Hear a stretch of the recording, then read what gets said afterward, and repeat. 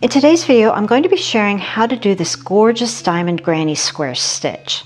Now on the one hand, it's very simple because it's a one row repeat based on the classic granny stripe. Where it gets tricky though is the color changing sequence. So although I would consider this a more advanced technique, I do have some tips that I hope will help to make it a lot easier. For this tutorial, I'm using a worsted weight 4 cotton yarn with a 4mm hook, but use whatever hook and yarn size you prefer. In this tutorial, I am going to be focusing on using 3 colors, but you can use more colors than that if you like, or you can go down to just 2 colors if you prefer. First, I want to show you how to do the granny cluster stitch without any color changes so that you get really confident with the stitch. Like I mentioned earlier, I'm using a 4mm hook for the body of the project, but for the starting chain, I'm going to use a half size higher, a 4.5mm hook, because with a granny cluster stripe, it does take up a lot of stitches and can make that starting chain get really tight. Adding a slip knot to my hook. To work your chain, you want to start with a multiple of 3, but you also want to make sure that it's an odd number. And then once you've created your chain, you want to add 1 more.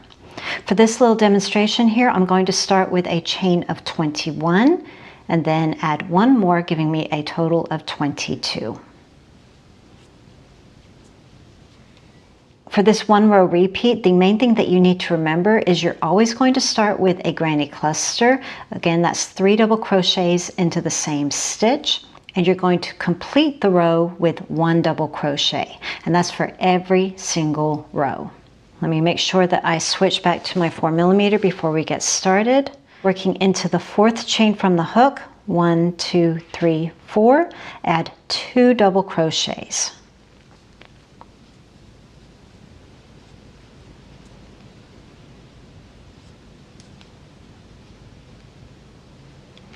This is going to serve as your first granny cluster stitch. Skip 2 chains, and then in the 3rd chain, add 3 double crochets.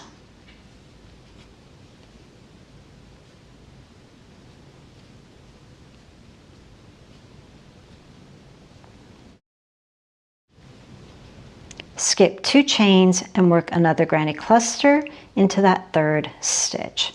And you're just going to continue this all the way down until you have 3 remaining chains left.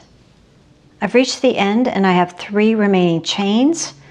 Make 1 double crochet into that very last chain. And that's your 1 row repeat. So to continue this on, we're just going to chain 3, turn, and in the very first available space, add 2 double crochets.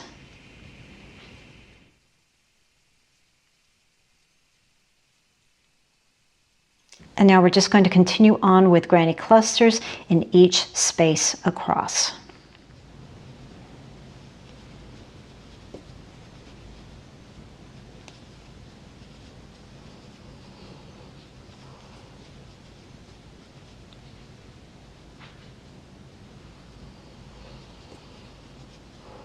And to complete the row, we're just doing a double crochet into the very last stitch. You can either go into a stitch or around the stitch, whichever you prefer. And that's all there is to the granny stripe. Really easy. You're just going to always start with that granny cluster and complete with a double crochet. And I'll go ahead and pop that sequence down in the description box below, but let's go ahead and start learning how to change colors. So to get started, you want to pick out your colors, and we're going to represent each color with a letter. So I'm working with 3 colors, so I'm going to represent them with A, B, C. So working with color A, create row 1 using the standard granny stripe sequence. Remember, we started in the 4th chain from the hook with 2 double crochets, worked our way across, skipping 2 and adding a granny cluster into the 3rd chain, and then we completed with 1 double crochet into the final chain. For row 2, we're going to start alternating colors A and B. We're going to begin and end our row with the color A. So chain 3 and turn and add a double crochet 2 times into the space below. That's going to create our first cluster.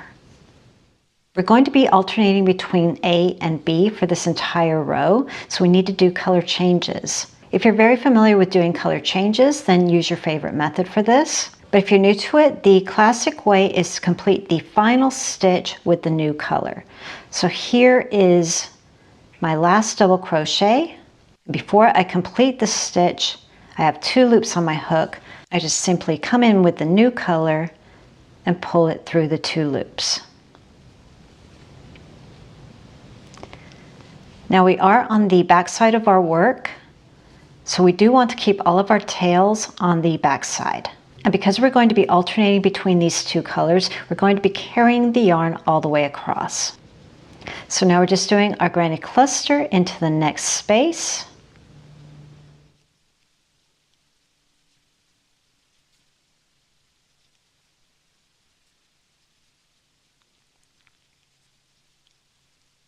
I just showed you how to do a classic color change, but I'm going to show you the way I like to do it. I usually complete the final stitch and then just go in to the side, pull that yarn through the new color, and pull on the old loop. Please use whichever method you prefer. Pull on your tails just to make sure everything's staying nice and tight, because otherwise you're going to have little loose threads on the back, okay? But again, I'm doing a cluster with color A, making sure to cover color B as I go. We're just going to do this all the way across.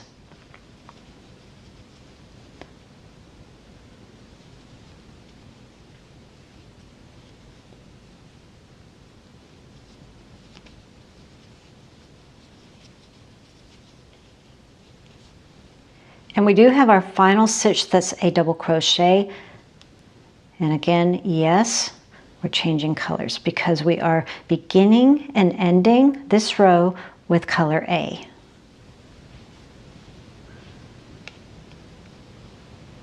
Be sure to catch color B as you do that final stitch.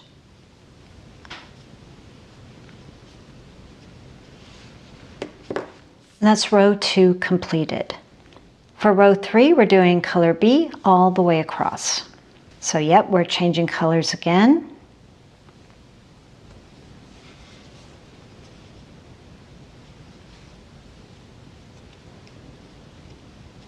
Chain 3 and turn. Now we are on the right side of our work and we have these strands of yarn, but we're going to hide them with these stitches for this row. We're just doing granny clusters all the way across. So we're going to go in, making sure to get all of those strands of yarn hidden.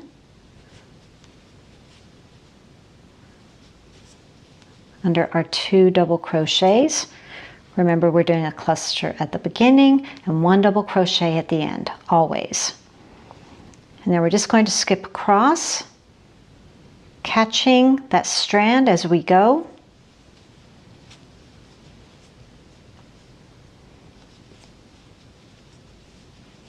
And at this point, you can snip your yarn for that previous color A. We're just going to continue all the way across, making sure to catch that strand.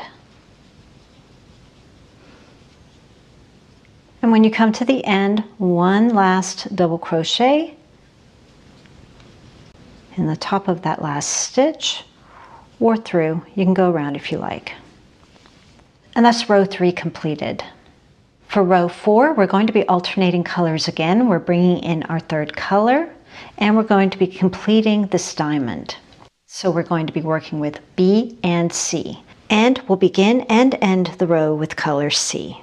So I'm bringing in my color C, my 3rd color. Chain 3. Turn. We are on the back side again, so we want to make sure that our tails or our ends are on the back side. This little one here always helps me to remember that I'm on the back side. We're still working with color B, so I need to make sure that I'm going to carry it. And then I do my 2 double crochets to start the row. We're going to switch colors.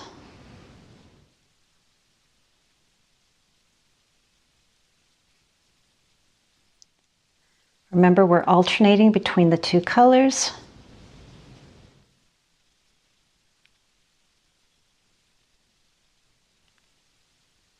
And we're alternating.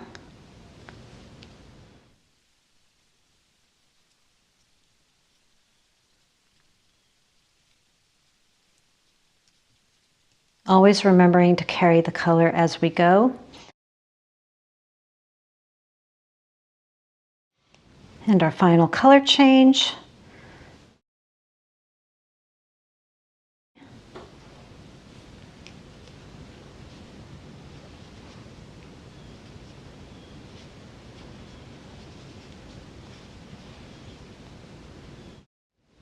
And that's row 4 completed.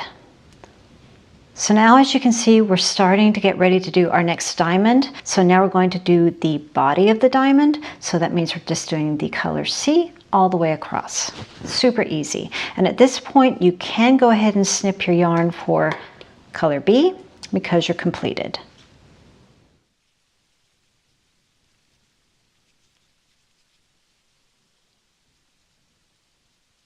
Making sure to catch all of those strands as I go.